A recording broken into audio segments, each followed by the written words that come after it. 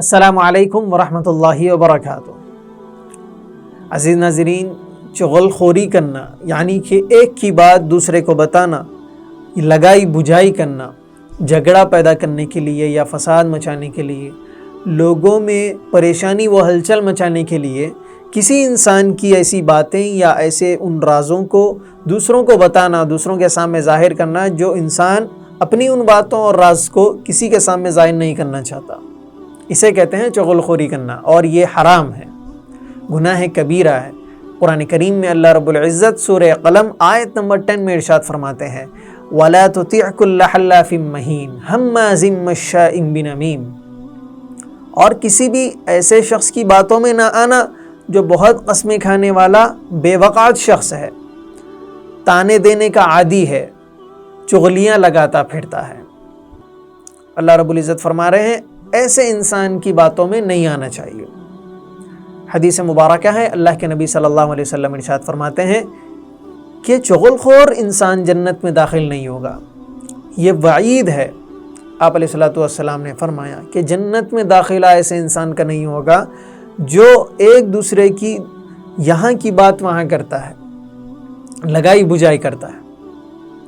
حضرت حسن بصری رحمۃ اللہ علیہ فرماتے ہیں کہ جو انسان دوسروں کی باتیں آ کر آپ کو بتاتا ہے اس سے ہمیں ہوشیار رہنا چاہیے، کیونکہ ہو سکتا ہے کہ وہ آپ کی تمام باتیں دوسروں کو جا کر بتائے اور دوسروں کو اس کی خبر کرے، تو اس لیے ہمیں ایسے انسان سے بچتے رہنا چاہیے۔ اللہ کے نبی صلی اللہ علیہ وسلم نے ایک حدیث میں فرمایا ہے کہ میرے نزدیک سب سے برے وہ لوگ ہیں جو چغل خور ہیں، جو محبت کرنے والوں کے درمیان میں جدائی ڈالتے ہیں اور بے عیب لوگوں پر عیب لگاتے ہیں۔ تو سب سے برا انسان وہ ہیں جو چغل خور ہیں۔ حضرت ابن عباس رضی اللہ تعالی عنہما سے روایت ہے کہ اللہ کے نبی صلی اللہ علیہ وسلم مدینہ منورہ کے کسی باغ سے تشریف لائے اور آپ علیہ السلام نے 2 مردہ انسانوں کی آواز ان کی قبر سے سنی جن قبروں میں ان کو عذاب دیا جا رہا تھا۔ آپ علیہ السلام نے فرمایا کہ ان کو عذاب ہو رہا ہے، اور کسی بڑے گناہ کے کرنے کی وجہ سے عذاب نہیں ہو رہا ہے، بلکہ ان میں سے ایک ایسا شخص تھا جو پیشاب کے چھینٹوں سے نہیں بچتا تھا، دوسرا وہ انسان تھا جو چغل خور تھا، یعنی کہ ایک کی بات دوسرے کو بتاتا تھا، یہاں کی بات وہاں کرتا تھا۔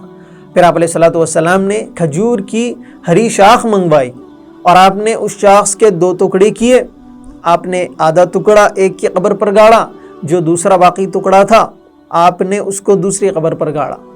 پھر آپ علیہ السلام نے فرمایا کہ شاید کہ گاڑنے کی وجہ سے ان کے عذاب میں تخفیف آئے، ان کا عذاب ذرا کم ہو جائے، جب تک کہ یہ جو شاخ ہے سوکھ نہ جائے۔ تو اس حدیث مبارکہ سے بھی ہمیں معلوم ہوتا ہے کہ چغل خوری کتنا برا عمل ہے۔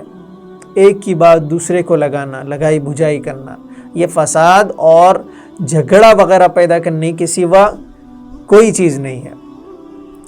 اگر آپ کو کوئی بات معلوم بھی ہو کسی کی، کسی کے راز آپ کے سامنے ظاہر ہوں، تو ہمیں ان باتوں کو، ان رازوں کو اپنے حد تک محدود رکھنا چاہیے، اپنی حد تک محفوظ رکھنا چاہیے۔ دوسروں کو بتانا، دوسروں کے سامنے ظاہر کرنا یہ صحیح نہیں ہے۔ اللہ رب العزت ہم تمام کو عمل کی توفیق عطا فرمائے، آمین یا رب العالمین۔